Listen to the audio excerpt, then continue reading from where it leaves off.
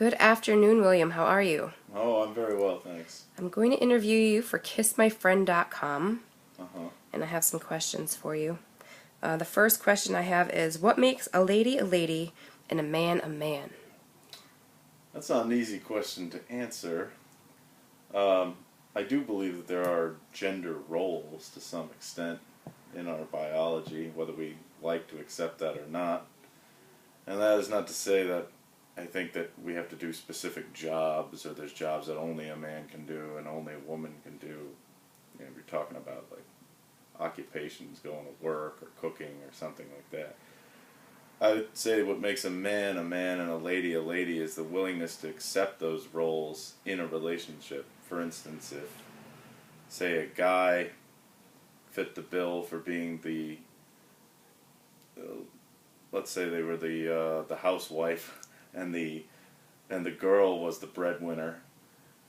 If that worked in the relationship, then those are the roles that they should accept and fulfill, and be those people, and just work to their best of abilities. And when somebody's doing that, then they're fully like a lady, or they're fully a man when they step up to the rise to the occasion. Awesome.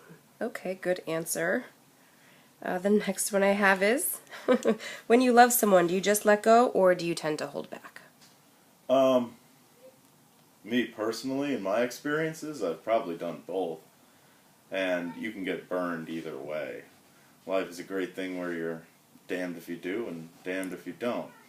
So you may as well just let go, because it's more worthwhile and you'll learn something about yourself and other people afterwards. Because if you hold back,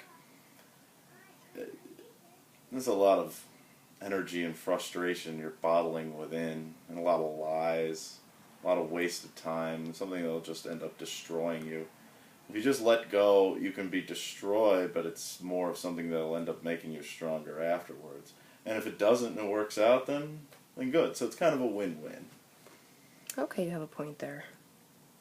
A good point, by the way. Thank you. What foods would you choose if you were to picnic in bed? Well, it would have to be something that wasn't messy in a nasty way, but messy in like a fun way.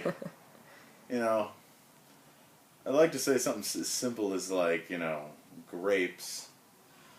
No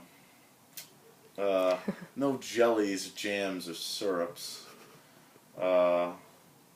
Something that someone would want to eat. I mean, chocolate can be very sensual. Something like, something sweet, or a good snack. Not too many crumbs, but then again, I don't meet too many ladies that I wouldn't kick out of bed for eating crackers.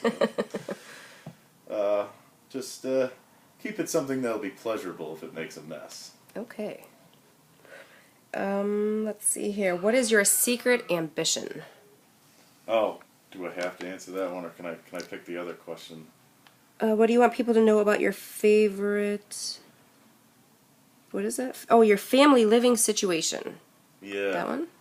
I would say that's a pretty good one. Like, that's a question like people want to ask, or want to know where's your background, where'd you come from, where do you live now, and why.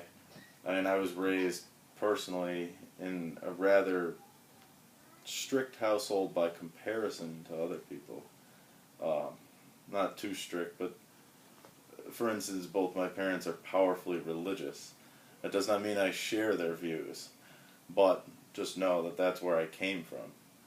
And as far as where I am now, I'm single, I live alone, or I have a roommate, and I have no children. And I'm 31. And there's nothing wrong with that. We're supposed to say age in that? It's okay if you say your age, but you're saying it as if like there's something wrong with that, and there's absolutely No, there's not. something off about that. So you're going to try kissmyfriend.com because you believe there's somebody out there that once they see this interview will want to get to know you better and maybe pursue a relationship. Correct. Awesome. Correct. We'll go with that. Okay, and this last thing here, it says, maybe you can elaborate, the biggest sex organ is the brain. Well, yeah, I figured out of the questions that's a pretty good one to think about. I don't think a lot of people think about that one. Everything has to go through the brain, if you want to get technical. Mm-hmm. But, I mean, half the fun of sex or any kind of attraction to the opposite sex for me is just the idea of something that could take place, not necessarily the act of doing it, just like the whole premise. Mm-hmm. The whole, wow, that could happen. Yeah, the fantasy The almost. fantasy realm, Okay. yeah. All right, I think you've told us quite a bit of information, William, and I thank you for your interview and your time. Well, thank you. All right, we'll see what happens. Good luck.